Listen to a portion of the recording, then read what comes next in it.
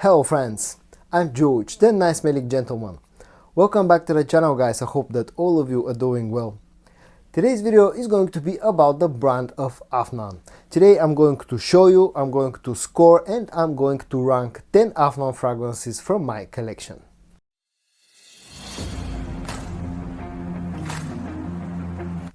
Now, if you have been following me at least for a while, at this point you're probably aware of the fact that I'm a big fan of Afnan. It's probably my most favorite Middle Eastern brand.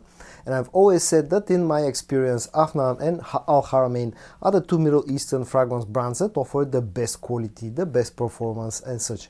So don't expect to see low scores in today's video. The lowest score that you're going to see will be a 7 out of 10. And the first such fragrance, the first 7 that I'm going to show in this video today is called Ornament per Homme. This one is an interesting fragrance, probably my least favorite Afnan scent. It's inspired by Azaros Wanted. Now, the reason why this is at number 7 is probably because I'm not a huge fan of the original fragrance and I'm not a huge fan of Ornament as well, simply because of the scent profile that it carries. It's a fruity, spicy, slightly sweet fragrance that has quite a lot of warmth on the dry down. It's a very easy to wear scent and it's very popular, sort of a very versatile scent that offers really good performance, and at the same time is one of the cheaper Afnan fragrances that you can actually get. But again, the only reason that I'm going to give this one a score of 7 is because I'm not a huge fan of the original scent profile, and also I'm not a huge fan of the bottle design, just as a side note. The second Afnan that's going to get a score of 7 is called Modest per Homme. Modest Une per Homme. And this one is very heavily inspired by none other than the OG Dior Sauvage. To me, it feels like a mix between the EDT and the EDP. In fact, maybe even leaning a little bit to the EDP side. It lacks a bit of the spiciness of the sharpness of the OG EDT, and has a little bit more sweetness and warmth, just like the EDP version of Sauvage. Now, if you've been following me for a while, you know that I like Dior Sauvage. I love Dior Sauvage actually, you know, ever since the first time I smelled that original scent. And probably you're wondering why I'm giving this one a score of 7. But I'll give you my reasoning for that. I still love this fragrance, I still love the original scent. This one offers a really good quality, offers really nice performance, but at this point that DNA has been overplayed a little bit, and probably that's the main reason why this will get a 7 again, like the previous one. And also, I'm not really a big fan of the bottle design of Modest Une per Homme. But other than that, this is actually a very, very nice alternative, very nice inspiration of the Dior Sauvage line, the EDT and the EDP. Moving on to a few scents that are going to get a score of 8, and the first one is called Rare Carbon, and this one is very heavily inspired by Tom Ford's Ombre Leather. It's more of an inspiration, more of a twist rather than a straight up clone, and it's one of the highest quality inspirations of Ombre Leather that you can get. But again, this has a bit of a spin to it compared to the original fragrance. Carries a very, very similar scent profile to the original, but this one feels like it has a little bit more of a fruity sweetness and also feels a little bit fresher, carries a little bit more of a floral touch. I get a very strong violet leaf note out of this fragrance. Also, I get quite a bit of a rose note in this fragrance. Other than that, you still get the spices, you still get the ambery sweetness and the strong leather note. The quality here is very, very high. As I said, performance is superb, projection is fantastic. Price tag can vary a little bit. Sometimes this can be found for a really nice deal, sometimes can be a little bit overpriced, but all around this is one really, really good alternative for something like Ombre Leather from Tom Ford, even something like Tuscan Leather if you cannot find an alternative to Tuscan Leather as well. The second Afnan fragrance that's going to get a score of 8 is called Turathi Brown, comes in this bottle, and this fragrance is inspired by YSL Tuxedo. Again, more of an inspiration, more of a twist rather than a straight up clone of a Tuxedo. Carries a very, very similar profile. You get the spices up top, you get the vanillic sweetness, you get a touch of rose, but here this feels a little bit more aromatic, feels a little bit sweeter. The vanilla note is stronger compared to the original scent. You get the patchouli note just like with the original. This also has a sort of a sweet dry fruit note in here that adds even more sweetness compared to the original fragrance. And all around, this is a less spicy and probably a little bit more wearable version of the original scent. Carries pretty similar vibes, old school vibes, a little bit of an old school vibes, at least in my head, whenever I smell any of the Tuxedo clones or the OG Tuxedo. Performance is great, projection is great, really nice scent, really nice inspiration, and probably the most wearable inspiration of Tuxedo that I have in my collection. And the third Afnan fragrance that is going to get a score of 8 will be Supremacy In Oud. And this one is an interesting twist on the original scent from Initio that's called Oud for Greatness.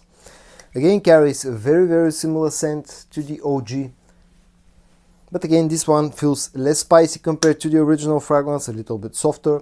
It also again feels sweeter compared to the original fragrance, making it more wearable, just like the one with I just showed you, Turathi Brown.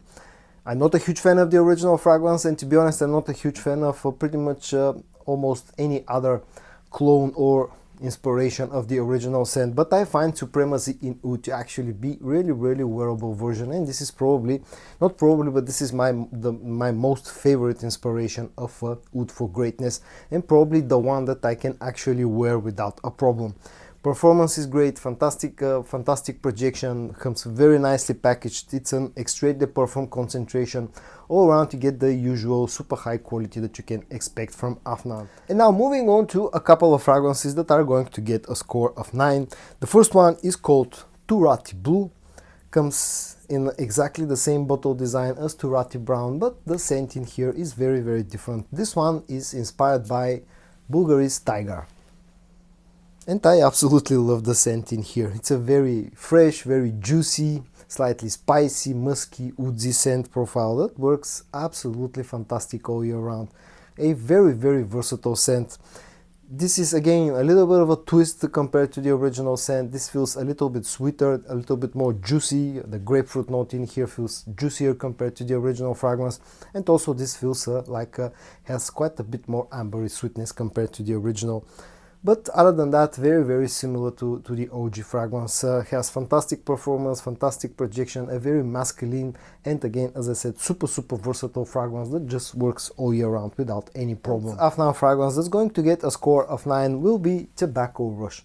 This one being inspired by Mancera's Red Tobacco, but this is more like a distant inspiration. This one has a very heavy twist on the original scent. It's a tobacco-based fragrance with a very strong and very masculine, rugged leather note in here, and I absolutely love it. There's some sweetness to this one, but the combination, the mix here it's all about the mix of the strong tobacco note and the strong leather note. The tobacco note also feels a little bit rougher, a little bit more rugged, very masculine. The whole scent profile is super masculine, super dark, and at the same time I find it to be very sexy and attractive. It's a beast when it comes to performance, it's a beast when it comes to projection. Again, all around a fantastic dark scent from Afnan. I really love this one. But I'll give it a score of 9 again for 2 reasons. The first one has to do with the bottle and the fact that this is only 8 milliliters in bottle size. And the second reason will be because this is not very wearable. This is a strictly cold weather scent, and that's why I'm going to deduct 1 point out of the total score. But for me, this is a solid 9 from Afnan. And moving on to the 2 fragrances that are going to get the highest score of 10. And the first one is another member of the Supremacy line, and it's called Supremacy Not Only Intense. And this is a fragrance that's heavily inspired by 2 original scents. On one hand you have Creed Aventus, and on the other hand you have Nishane Hashivat. Both of the original scents are very likable, very versatile, very easy to wear fragrances. And the mix in here is actually like a perfect mix between the 2. It leans a little bit to the Hashivat side, but because the original DNAs are so popular, so easy to wear, and so versatile, Supremacy Not Only Intense is really good.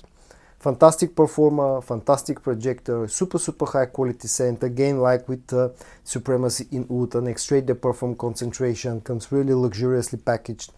Is super versatile, can be worn all year round, and this one is a heavy compliment getter as well. Very likable scent, very easy to wear fragrance that just again, works absolutely fantastic. And for those reasons, I'm going to give it a score of 10. The second fragrance from Afnan that's going to get a score of 10 is called Tribute, or Tribute Blue as it's better known. And this is a very, very unique fragrance, and unlike everything that I showed you so far, this is not a fragrance that's been inspired by something, not a clone. This is an original Afnan creation, and what a creation it actually is. Very, very interesting fragrance. It's very hard to explain how this one smells, but it feels a bit fresh, it feels woodsy, it feels spicy, it feels green. It also has a nice amount of ambery sweetness, a very, very unique fragrance. And the only thing that comes to mind whenever I smell this fragrance is Bois Imperial from Essential Parfums. Something that in my head is similar to this one, but this is not a clone of the original fragrance from Essential Parfums. This is its own thing, and a very, very unique fragrance that is super, super versatile. Works all year round. It's another fragrance that was surprising to me how many compliments it gets, and also is a fantastic performer. And probably the only downside of this fragrance is the fact that it's a little bit more expensive, and it's one of those scents that I would urge you to try before you actually buy, because it can be a bit divisive in my opinion. But for me personally, this is an absolute 10, scent wise, performance wise, and with everything else. And the last fragrance that I'm going to feature in today's video from Afnan, and the last one that's going to get a score of 10, will be of course 9 PM. An absolutely fantastic scent. This is I think the first Afnan fragrance that I ever got into my collection a while ago, like almost 2 years ago, and I absolutely love it. This one is heavily inspired by Jean Paul Gaultier's Ultra Mauve. Very, very similar to the original fragrance, but with a very heavy twist in the opening. Afnan have went with a slightly fresher, less sweet apple note instead of the sweet pear note that the Ultra Mauve has. But apart from that, this is very similar to the original fragrance.